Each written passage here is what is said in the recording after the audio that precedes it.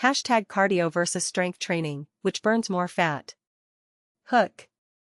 Most people doing cardio to lose fat are wasting at least half their effort, and a landmark study from Duke University proved it. Researchers found that while cardio burns more calories during the actual workout, it does almost nothing to change your body's fat-burning engine long-term. Strength training, on the other hand, rewires your metabolism at the cellular level. The number on the treadmill is lying to you, and today we are going to expose exactly why. Tease. In the next 10 minutes, you will discover the real science behind fat loss, why the gym's calorie counters are wildly misleading, and what decades of research actually say about cardio versus strength training. We will cover the history of how this debate started, break down the data point by point, and reveal the one training method most fitness influencers quietly switched to years ago, but never told their audiences. The answer is not what you think. Background. The cardio versus strength training debate has been going on for decades, but it really exploded in the 1970s and 1980s when aerobics became a cultural phenomenon. Jane Fonda's workout tape sold over 17 million copies.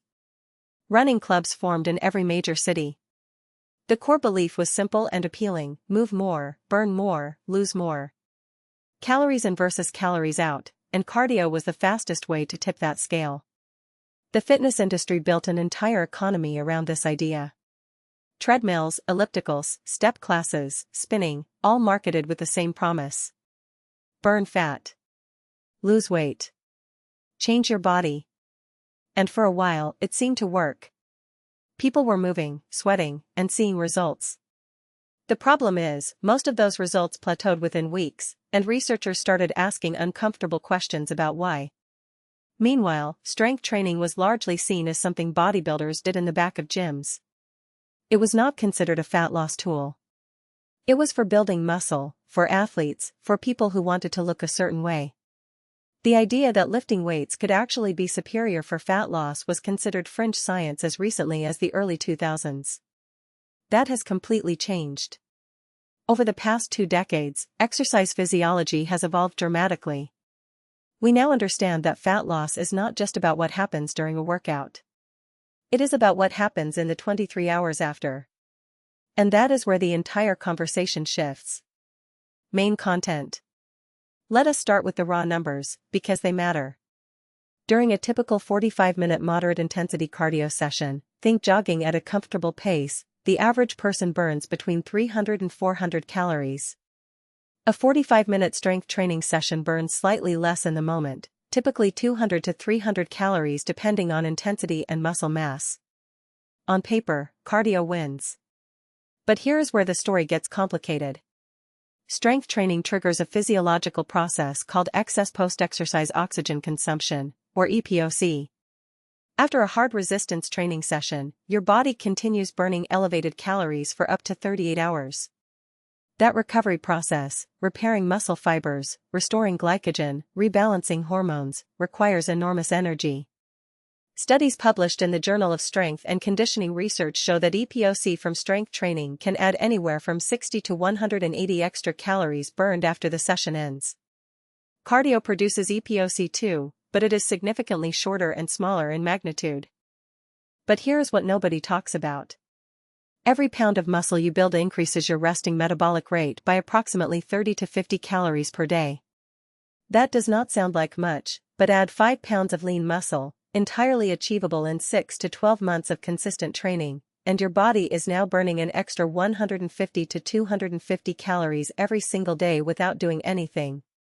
That is an extra workout's worth of calorie burn just from existing. Cardio does not build meaningful muscle. In fact, excessive cardio can actually break down muscle tissue, particularly when performed in a caloric deficit. This is called a catabolic state, and it is one of the main reasons people who do hours of cardio every week often end up looking softer, not leaner. They are losing fat and muscle simultaneously, which drops the scale but does not change body composition in the way most people actually want. The Duke University study mentioned at the top is worth diving into further. Researchers tracked 119 overweight adults split into 3 groups: cardio only, strength training only, and a combination of both. After 8 months, the cardio group lost the most weight overall. But the combination group lost the most fat while gaining muscle. The strength-only group actually gained weight on the scale, but lost significant body fat. That distinction is critical. Weight and fat are not the same thing. Deep dive. Now let us go deeper, because the hormone picture is where things get really interesting. Cardio and strength training affect your endocrine system in fundamentally different ways, and those hormonal shifts directly control where your body stores and burns fat. Prolonged cardio, anything over 60 minutes at moderate to high intensity, elevates cortisol. Cortisol is your primary stress hormone, and chronically elevated cortisol signals your body to store fat, particularly around the abdomen. This is a survival mechanism. Your body interprets long endurance efforts as a famine-level stress and responds by protecting its energy reserves. It sounds counterintuitive, but long cardio sessions can actually make your body more resistant to fat loss over time.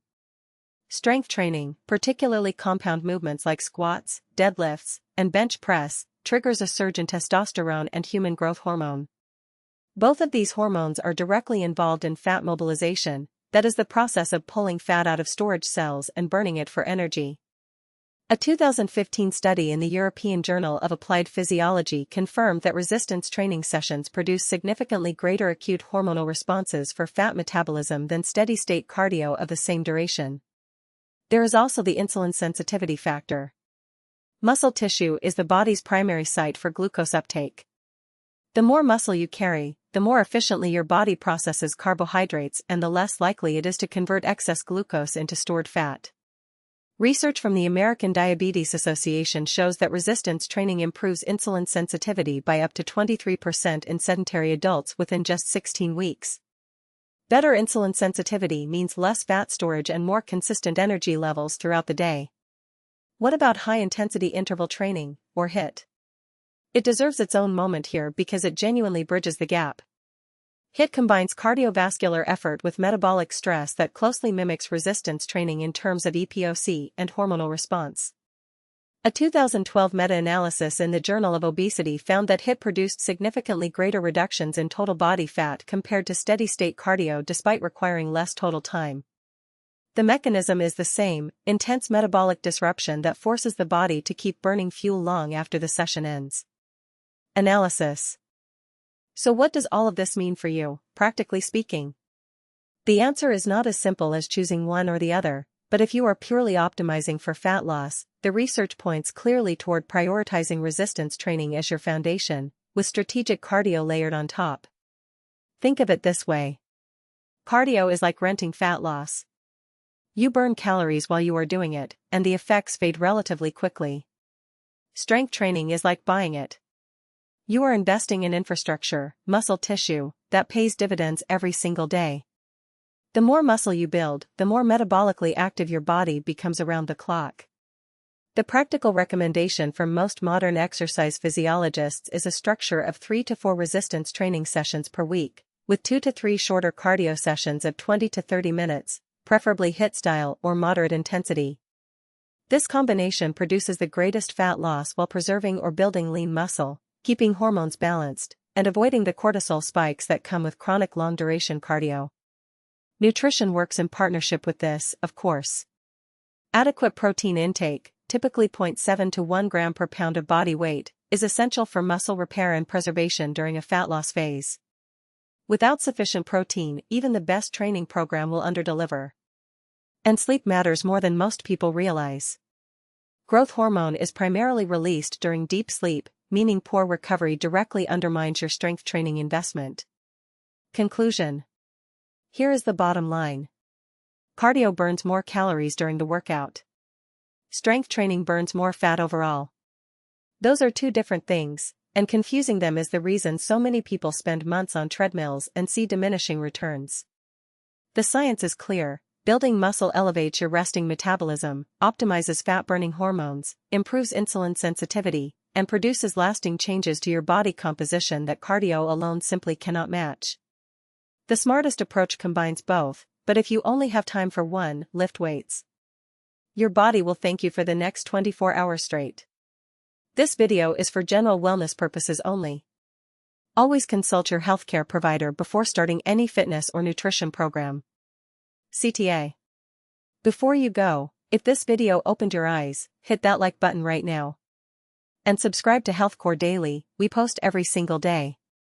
Check out this video next, it goes even deeper on this topic.